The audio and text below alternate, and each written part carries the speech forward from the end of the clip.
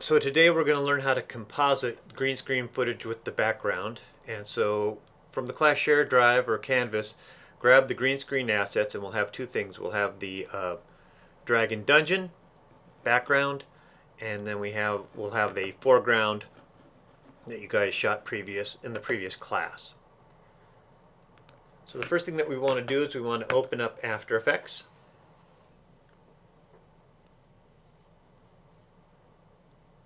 And when we open up After Effects, it should look roughly like this. We should have a project panel, an effects panel, Lumetri scopes, our composition panel, and then this is the timeline. If it doesn't look like this, we'll just go to Windows and we'll just make sure that those things are selected. We want to make sure composition is checked, effects is checked, render queue is checked. We don't need tracker or tools. We do want Lumetri scopes to be checked, and effects and presets right there, because this is effects and presets, so we're going to need to go into that as well. So with project selected, we'll double click in that, and we will grab our two assets and we will import them. And then before we do anything else, we will save this whole thing, file save as, and we will put that in the same project as the other assets, and we will call it GS your name, and save that inside that master folder so that all of our assets work together.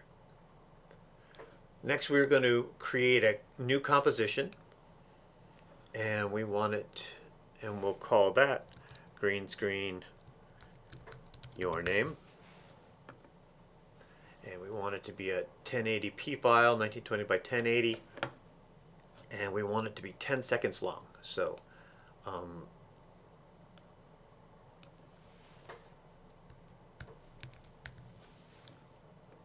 and then we'll click OK.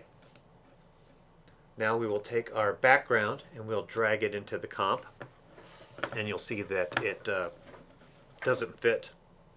So I'm going to right click here and on that file, and we are going to transform, fit to comp with, and then we will, I'm going to hit the letter P, and then we will lower our dragon a little bit into the shot. Next, we will take our green screen file and we will drag that on top, and we'll see that we've got our guy here. And so what we want to do is we want to cut out everything that's not green in this world. But first, let's kind of scrub down and see when he gets started on his action. So that's about where he gets started. And so I'm going to shorten the head of the shot and drag it down to there. And we'll just scrub down and watch all the action. Alright, so he breaks character there. And so instead of shortening the back half of the shot, I'm just going to shorten the render bar so that that's all that is rendered in that image. Okay, so now that that's done, we're going to make sure that green screen 2 is highlighted, and then we're going to click on the pen tool. And what we are going to do is we are going to just create a mask that is all about the green.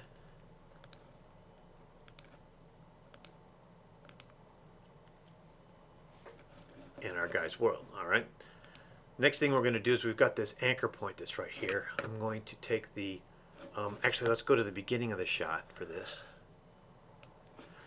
And we're going to click on the pan behind tool, which is also the anchor point tool. And we're going to put that between his feet. And what that does is that, let's say I'm going to hit R. If we wanted to rotate, it all kind of rotates on that anchor point, which we'll need this when we get into the shadow world. So the next thing we want to do is we want to go to keying, and we want to take key light and we want to drop it onto our green screen.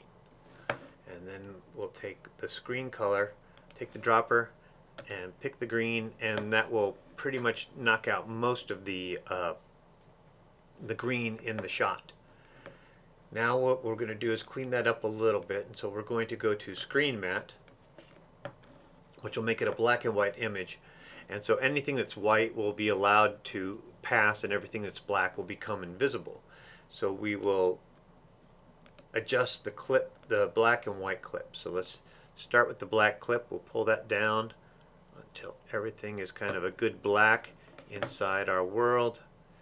I see that there's a little bit of, I'm going to move our mask right there, and then we will go to our white clip, and we just want our guy to be solid white, and we kind of have a little bit of noise up here, so we will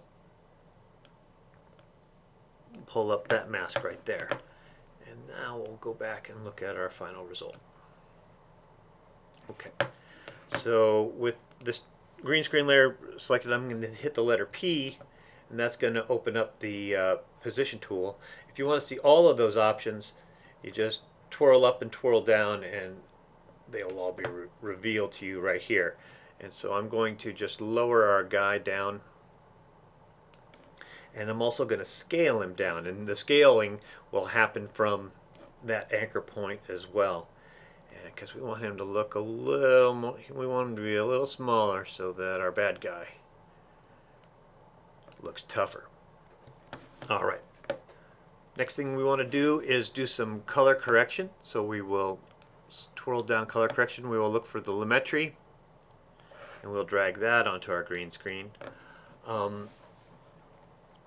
I'm going to right click in this world and go to our presets and our parade type. Let's see, presets,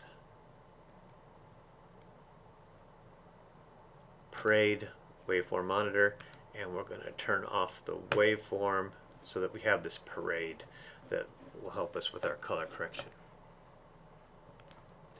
Alright, first thing that we want to do is mess with our color temperature, and so we'll drop that to put them a little bit more in our world, and we want them to be a little bit greener. I'm going to actually set this to fit up to 100% so that we can see it a little bit better, and we're going to make him a little, that's too green, so back that off. And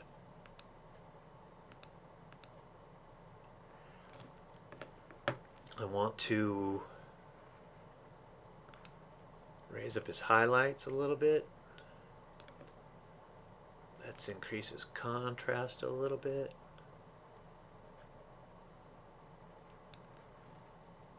And then let's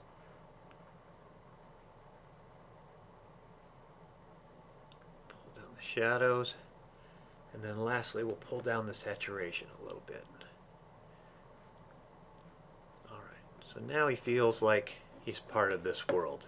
And I'm going to hit the space bar to see what all the action looks like. You'll see that it needs to render what we've chosen before it can do it in real time. But this gives us a good example of all the actions that happen.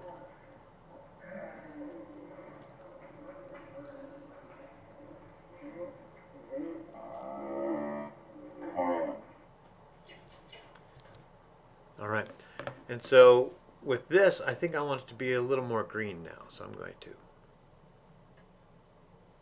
add a little more green in there.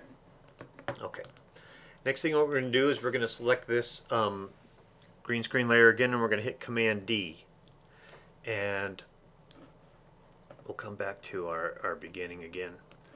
And this middle layer, I'm going to hit Return so I can, and we're going to call it Shadow. And what we're going to do is we are going to, in color correction, we're going to go to Hue and Saturation, and we'll drag Hue and Saturation onto that, and we'll pull the saturation all the way down and the hue all the way down. And if we, well, we could turn off the sound But if we turn off the image of the top layer, we'll then see that what we've done with that hue saturation is just created a black image that we can use for our shadow. I'm going to hit scale, S for scale. We're going to break that link, and I'm going to make this -71 to flip it upside down. And I didn't, hold it, undo. The link didn't get broken. So -71. And now we will kind of follow this down, and we'll see that the shadow is following the guy. And this is a really important part of compositing, because if there's a shadow in the world, it feels like they're part of the world. And so now we just need to soften that shadow. So we'll go to blur and sharpen. We'll go to Gaussian blur. We'll add that to the shadow layer, and then we will just ramp up the blurriness. And then I'm going to hit the letter T, and we'll lower the opacity. Let's see what 75% looks like. I think that looks pretty good. We'll watch it one more time to make sure that everything is tracking.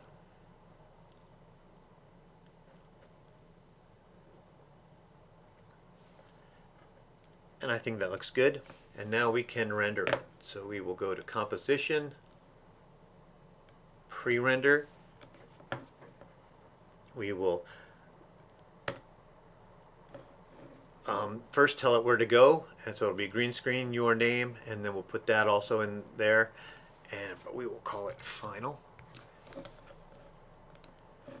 And then we will tell it what kind of codec to use. So we'll take format options, and we want to pick Apple ProRes Lite 422 LT. And that's okay. And then we'll hit the render bar. And when it's done rendering, watch the project to make sure that there aren't any unexpected problems, and then post it either on Canvas